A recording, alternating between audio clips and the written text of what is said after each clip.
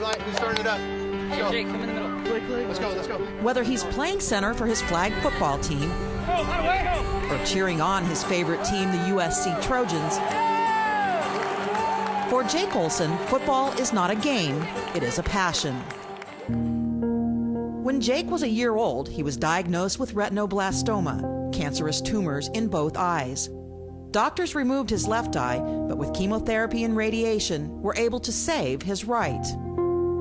That right eye has shown him his world. The faces of his parents, his twin sister Emma, and the things he loves most. Over his 12 years, the cancer came back 8 times, and 8 times Jake beat it. In September, Jake learned it had come back again, and this time treatment didn't work. Jake learned he would lose that eye too. I said, well, Jake, you know, how you doing, buddy? You okay? And he goes, yeah, Mom. He goes, you know what? He goes, this is just going to be a new stage in my life. Just sad, like I won't be able to see them ever again. And just like we fought so hard and yet cancer wins. So, but then it's like, well, I'm going to experience something that no one else can experience. With more than a month before his surgery, Jake told his parents that what he wanted to see most one last time was another USC game. His wish reached Trojan head coach Pete Carroll.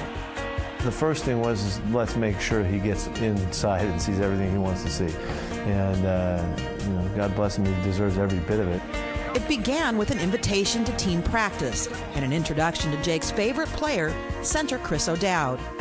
It wasn't long before a bond was born between fellow centers.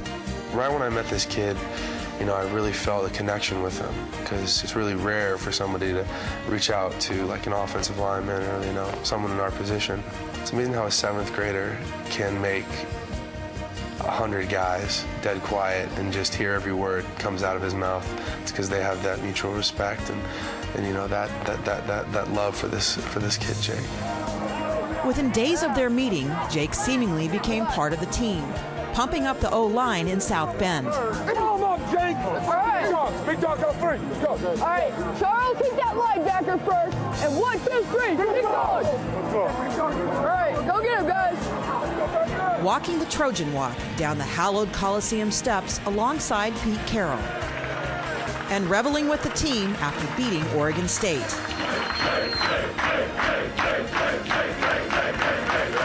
I got to sit next to Pete Carroll on the bus, which was awesome.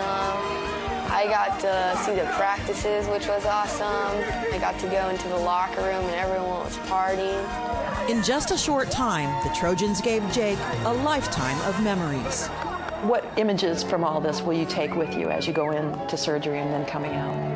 I'm going to know what they look like Blake, long blonde hair, Chris, real big, and mustache and beard and everything.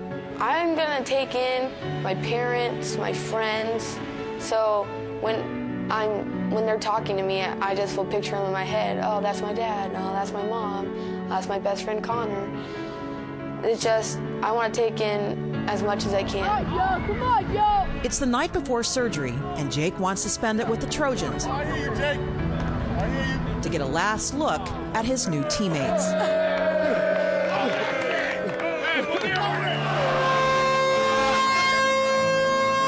Everybody loves you, Jake, and we can't wait for you to come back. As soon as you get back, come see us, okay? All right. You promise? Yep. Being at the practice and being with the guys and just, you know, there wasn't like this intensity of what we were confronting the next day. It just turned out to be a really sweet moment, and I'll never forget that sight in my mind, and Jake won't either. Give me a big hug, man. Hey, everything's gonna be all right. All right. On the day of surgery, Chris O'Dowd came to the hospital, and the Olsons sneaked him in as Uncle Chris. The nurse came in and gave him his IV, and right then, you know, Jake just broke down. You know, he just emotionally broke down. You know, the parents broke down.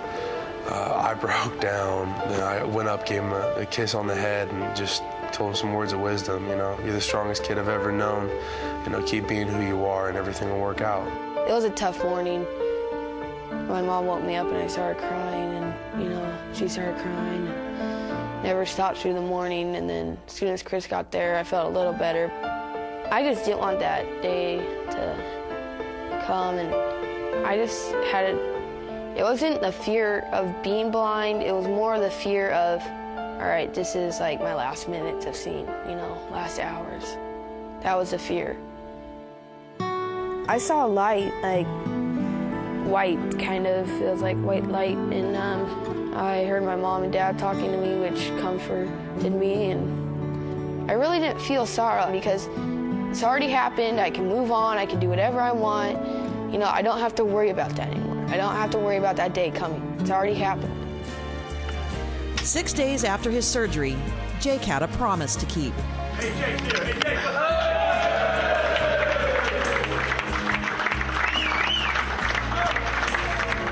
Joe. Hey, Joe. Barkley. Hey, Barkley. How you doing? Good, how are you? You could hear practice. Could you see it? I could see it, but with those big hits, I mean, it's kind of more fun to actually hear the hits than actually see the hits. It's like, oh, what just happened? And this time, it was the Trojans who, after losing to Stanford days earlier, drew inspiration from Jake. All right, guys, you lost, but you know what? We'll get them next year, and the year after that, and the year after that, and the year after that, and the year after that. And all right, so don't feel bad. We're gonna go cream those Bruins. Yeah, man. 1, 2, 3. Nice job, Jake.